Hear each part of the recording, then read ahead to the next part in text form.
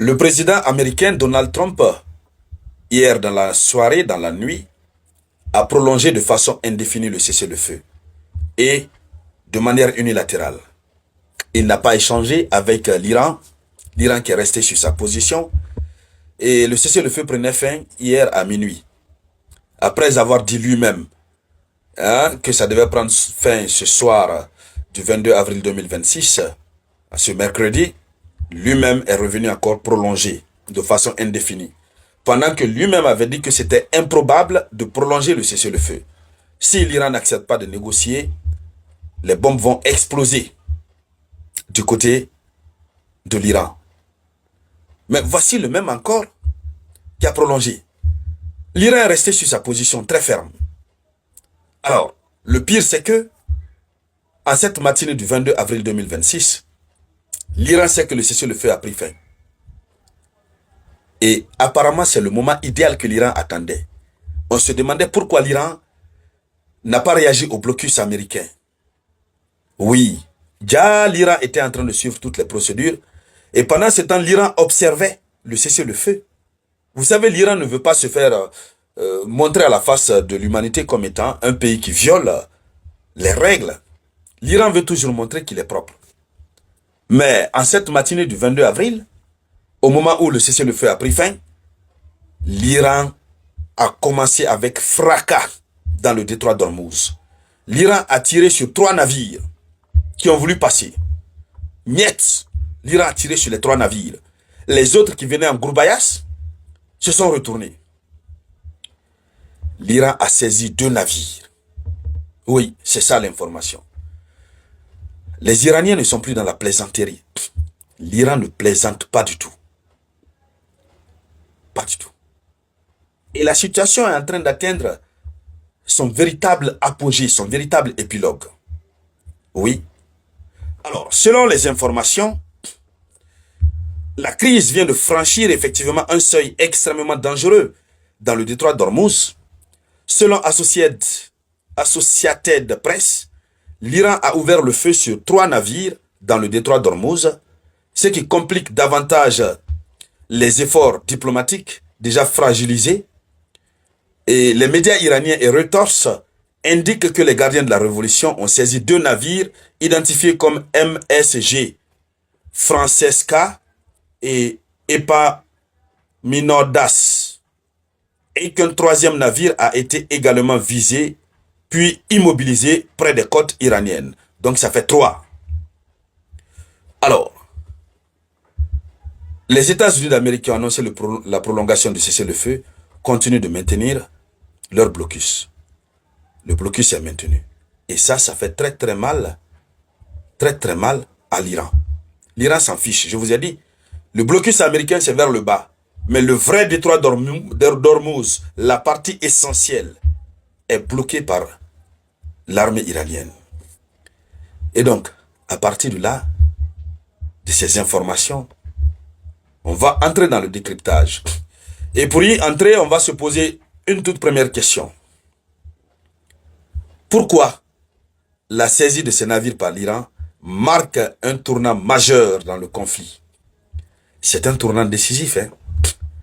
Le conflit vient de rebondir proprement de la plus forte des manières. Pendant que Donald Trump, lui, cherche à apaiser, selon lui, en prolongeant le cessez-le-feu, l'Iran continue. Parce que pour l'Iran, la trêve est terminée. C'est fini. Et même pendant cette trêve, l'Amérique a violé, Israël a violé. Donc pour l'Iran, c'est bon, que la guerre continue. Alors, mais vous savez pourquoi Donald Trump ne veut pas mettre un terme au cessez-le-feu? C'est ce que les Iraniens ont dénoncé hier, ils ont expliqué hier. L'Amérique n'a plus de ressources, de matériel militaire pour faire la guerre. Non, tout ce qu'ils ont envoyé, c'est fini. Et l'Iran, c'est ça. Donc l'Iran a préféré suivre le cessez-le-feu, tout en faisant de telle sorte de les empêcher de restituer leur stock au Moyen-Orient, pour qu'à la reprise, l'Iran puisse montrer sa vraie force. Et nous sommes en face de la situation. L'Amérique est fatiguée. Si Donald Trump a dit non, si un accord n'est pas trouvé avant la fin de la trêve, les bombes vont exploser en Iran. Oui, il a dit, mais c'était juste une manière de dissuader.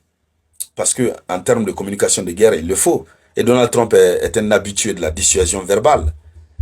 L'Iran a fini par comprendre que le monsieur, c'est son sport favori, la dissuasion verbale.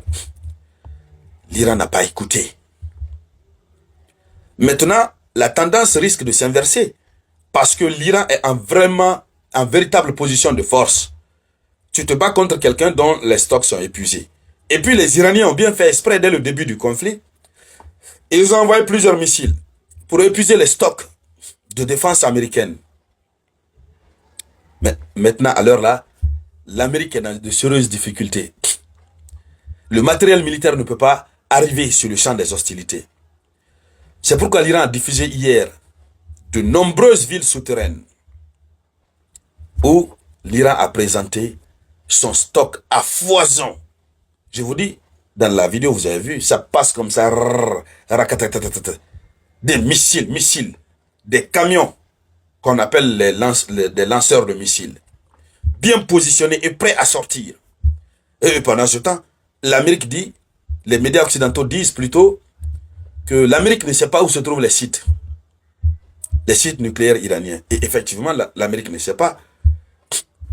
Dans le même temps, Donald Trump annonce que non, nous avons rendu en poussière leur nucléaire et même le matériel pour l'enrichissement.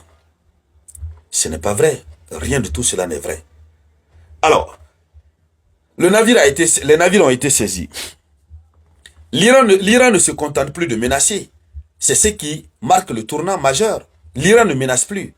Et d'ailleurs, habituellement, l'Iran n'a jamais menacé. L'Iran décline son programme. Donc, avant, Téhéran parlait de contrôle. L'Iran parlait de contrôle. L'Iran contrôlait le détroit d'Ormuz. L'Iran parlait de restrictions. L'Iran parlait de représailles possibles. Maintenant, l'Iran tire, l'Iran intercepte et l'Iran saisit. Ce ne sont pas les Américains seuls qui peuvent saisir les navires. Ce ne sont pas eux seuls qui peuvent tirer sur les navires. Mais ce que l'Iran est en train de faire, qu'est-ce que l'Amérique va faire? Est-ce que l'Amérique est capable de faire quelque chose? Voici la grosse question. Est-ce que l'Amérique peut faire quelque chose face à ce qui est en train de se passer? Si l'Amérique tente, pendant que l'Amérique a son stock épuisé là-bas, ça sera très grave.